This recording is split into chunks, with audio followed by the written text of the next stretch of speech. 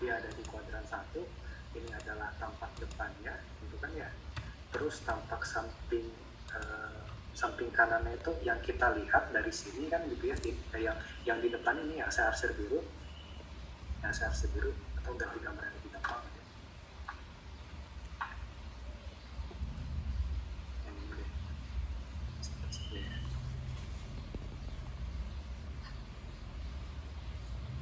Nah kalau metode Eropa kemarin kan gitu ya, Eropa lagi ini adalah tampak depan, ini adalah tampak samping kanannya. Jadi kan kemarin kalau Eropa itu seolah-olah kalau ini orang, ya inilah objeknya gitu.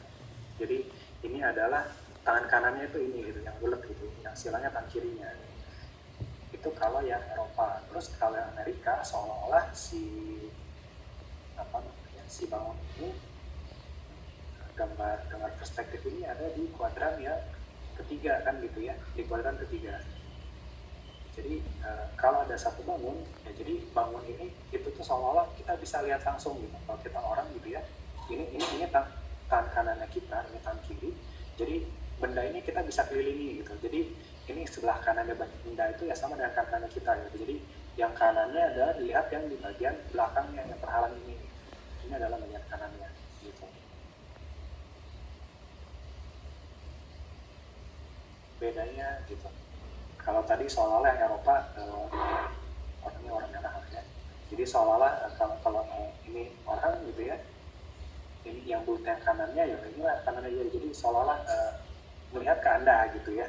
Lihat ke Anda ini si yang metode Eropa. Tapi ke Amerika dia seolah kita bisa ngelilingin sebenda ini. Jadi kanannya ya inilah kita tapak kanan itu ya kita kelilinglah ke sebelah kanan dari sebendanya gitu. Bedanya itu. Vika tadi ya, gimana? Ya Pak, sudah. Oke, udah ingat lagi ya.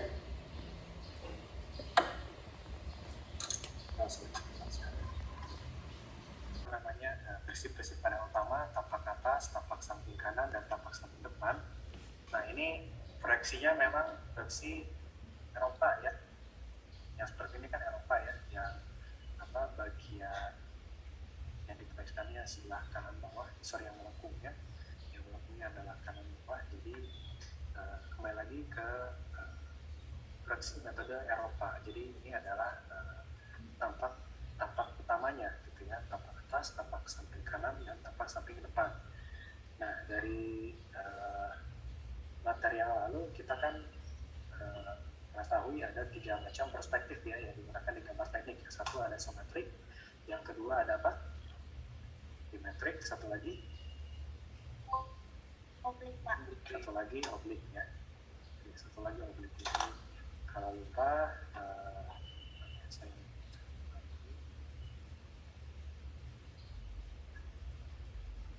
ya. Jadi supaya kita lebih mudah menggambarkan atau memberikan bayangan ruang dari satu objek atau bangunan, jadi lebih mudah dimengerti, maka kita gambarkan perspektifnya gitu ya. Jadi ada 3 kemarin, isometrik, dimetrik, dan oblik. Perbedaannya kemarin ada di sudutnya kan gitu ya. Kalau yang isometrik sebelah kanan dan sebelah kirinya dia sama-sama 30 derajat dari sudut utamanya gitu kan ya. Terus kalau yang dimetrik ini karena kita saya nyapa lagi tadi karena kita kembali lagi ke metode Eropa gitu ya. Jadi di sini sebelah kiri 42 derajat, sebelah kanan 7 derajat. Ini sebelah kiri, ini sebelah kanan. Di Eropa kan ya, yang tadi gambarnya warna merah orangnya kan ya. Di sebelah kiri, sebelah kanan itu adalah sudutnya. Jadi supaya nggak ketukar, jadi memang seperti itu. Jadi sebelah kirinya 42 derajat, sebelah kanannya 7 derajat. Tapi tetap sama, ini masih tampak depan, ini tampak samping kanan, lalu tampak atas nantinya gitu ya. Lalu satu lagi ada oblik. Kalau oblik kan 1/4 derajat, terus satu lagi di 0 derajat gitu ya. Jadi sebelah kirinya 0 derajat, sebelah kanannya 45 derajat. Jadi yang 45 derajat nanti Anda bisa pakai skala 1/2 gitu ya untuk panjangnya. Jadi di sini nanti di soal yang tadi ada yang pakai oblik nanti ya. Jadi yang pakai oblik ini tab sampingnya, nanti tab sampingnya ya bisa direduksi setengahnya panjangnya. Jadi kalau Anda ukur di sini 5 cm ya, di hasilnya berarti 2,5 cm, jadi lebih kecil gitu ya.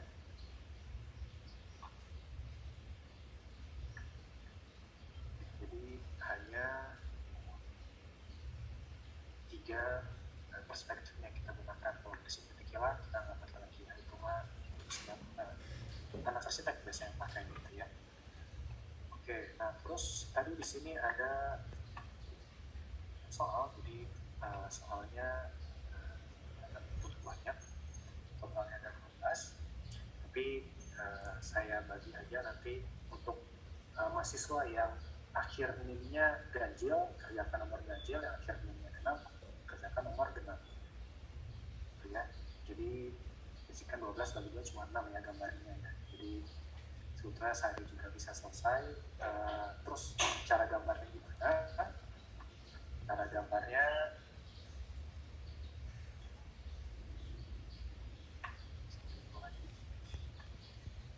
jadi ini jadi untuk gambar soalnya sendiri tadi saya sudah sampaikan di awal bahwa ukuran kertas itu sebetulnya kertas A3, jadi Anda bisa print dulu yang print ke kopian atau rental gitu yang ada mesin kopian bisa supaya bisa cetak ketiga. Jadi ini Anda cetak di A3, terus nanti ini diukur gitu, terus ini diukur lagi panjangnya berapa dari misal untuk nomor 1 ya, misal untuk nomor 1 karena jadi nanti ini silakan Anda ukur ini panjangnya berapa gitu ya, dan sekian misalkan mau 5 cm, nanti untuk tingginya nanti silakan Anda buat. Atau kalau misalkan Anda dengan printer di rumah barangkali ini bisa Anda split gitu ya, atau jadi kayak printnya ke sebelah kiri terus ke sebelah kanan kayak gitu juga bisa lah gitu ya. Gimana pun lah caranya, yang jelas ini nanti bisa diukur gitu ya, itu Anda akal-akalan aja lah ya, kalau misalkan nggak ada A3 gitu. Atau paling nggak ini bisa Anda print A4 terus tanya nanti yang ke teman yang sudah print A3 kayak gitu juga bisa lah gitu ya. Sekali lagi itu cara ya silakan lah disesuaikan aja gitu ya. Oke, jadi kembali lagi ke sini, jadi nanti kan Anda punya kertas A4 ya, kalau misalkan digambarkan di A4, jadi kertasnya di kertasnya lecak ceritanya. Terus seperti biasa ada garis tepinya gitu ya, ada garis tepi. Jadi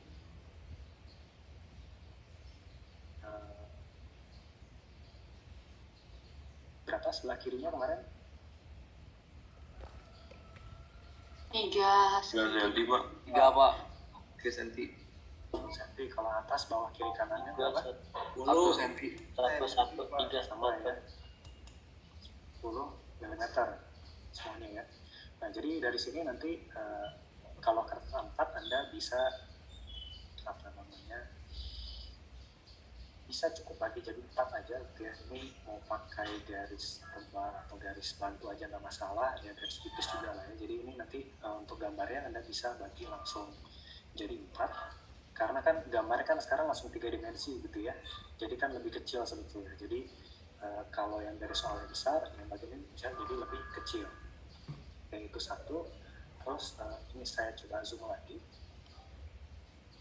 Ini untuk nomor 1 kan kita tadi pakai metode memang soalnya dalam metode Eropa ya. Jadi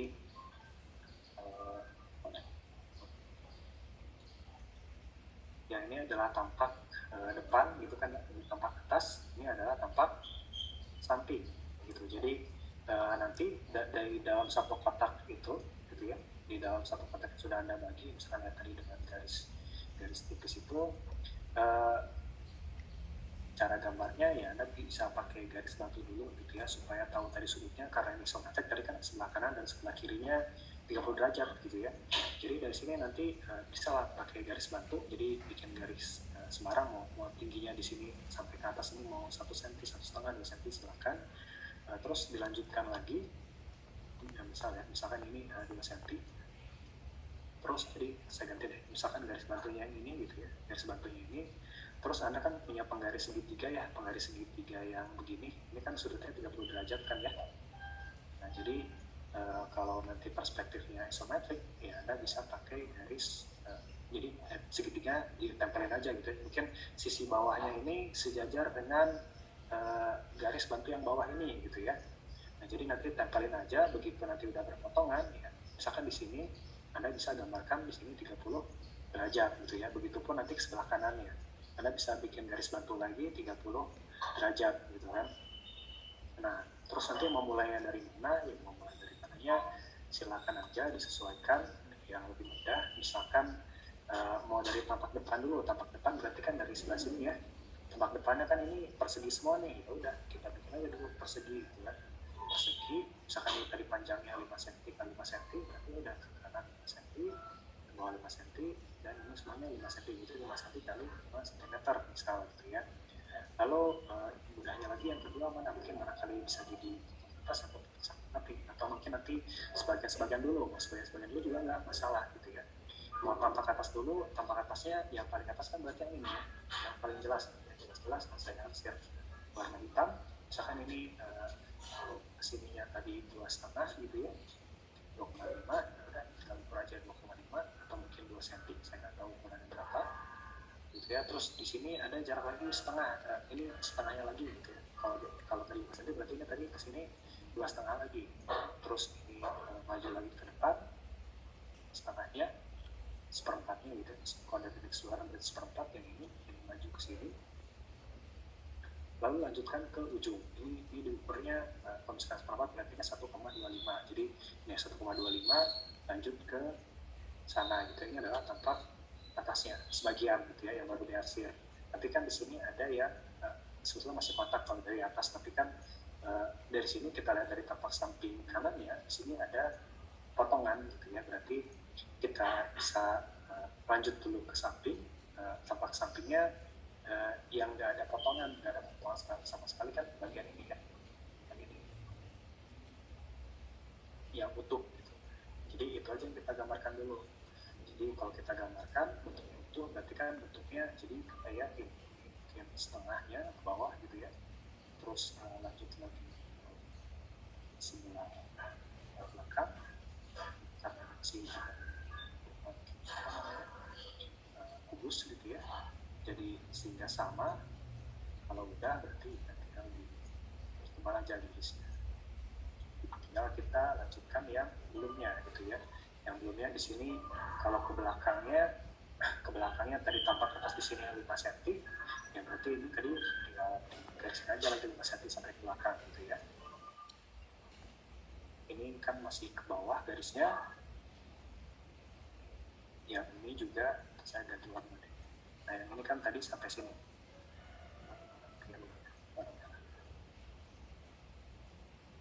kan tadi yang ini sampai di sini itu kan ya, terus yang ini juga sampai di sini, baru ke ujung sana lagi, terus di sini ada garis ke sana. Lalu nanti yang di bagian bawah ini mungkin masih ada ke bawah lagi, baru nanti ke sudut yang kanan bawah gitu ya. Oke, nanti kalau udah yakin ya garis yang betulnya ya nyatanya tinggal di pertebal aja. Ini barangkali mungkin nyambung ke sini juga bisa jadi juga, karena sebetulnya 30 derajat memang akan sedikit bikin pusing, tapi ya begitulah adanya gitu ya. Ini untuk nomor 1, why nggak kira-kira? Ini adalah simetriknya untuk nomor 1. Terus kalau misalkan ya yang bagian-bagian ini yang putus-putusnya saya agak susah gambar pakai stylus, jadi nggak begitu rapi ya, bentuknya rapi kayak gini. Kalau digambarkan tanpa garis putus-putusnya, tapi garis putus-putusnya harus digambar juga ya.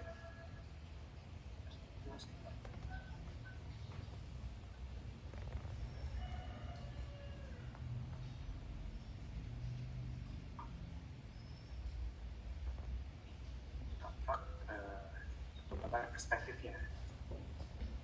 Kita ngetekan dulu, atau kita lihat contoh nomor 2 ya. Contoh nomor 2 soalnya lebih gampang. Oke, contoh nomor 2 jadi ya sama, kita bikin garis batunya lagi dulu, terus 30 derajat ke kiri, 30 derajat ke kanan.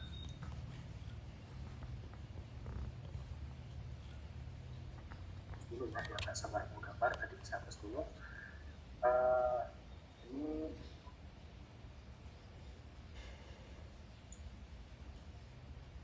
yang gampang dari mana? Ini tadi tampak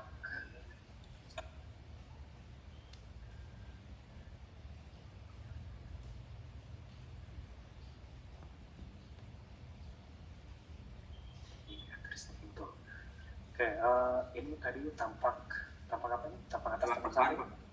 Depan, Pak. Terus ini tampak atas, ini tampak samping. Oke, tampak depannya kayak huruf L. Tadi depan tetap sama dari sini. Jadi depannya kalau diukur, ya udah berarti kayak gini aja kan gitu ya. Simple. Ya, ini tampak depannya. Terus tampak sampingnya ya kalau Eropa lebih gampang lagi kan ya, ini kotak semua di situ. Ya udah berarti kita gambarkan persegi aja penampangnya gitu kan ya.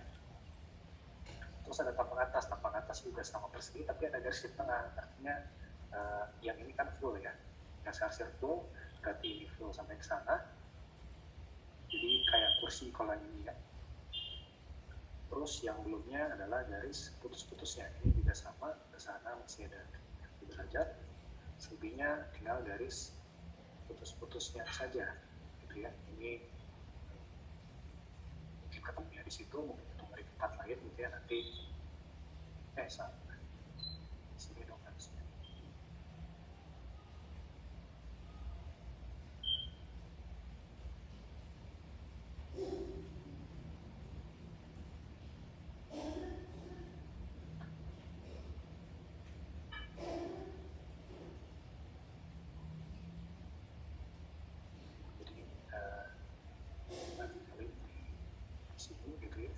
Terus ini masih ke sana lagi.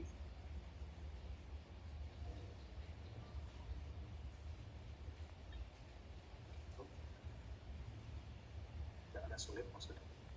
Ke bawah lagi gitu kan. Baru ke sana. Juga ke jadi kayak kursi kan gitu ya. Ini gambar perspektifnya. Jadi lebih mudah sebetulnya ya. Lebih mudah nggak digambarnya? Yang pertama tadi ini ada ukur, terus tadi bikin garis batu di bawah, terus ukur sudutnya gitu ya sesuai dengan proyeksi apa yang dilakukan pada soal, baru Anda gambarkan tampak yang Anda rasa lebih mudah dulu mana yang mau digambar. Sampai dulu atau atas jarang dari atas dulu. Misalnya dari depan atas samping. Oke, ada yang mau ditanyakan sampai sini? Atau ada yang mau disampaikan?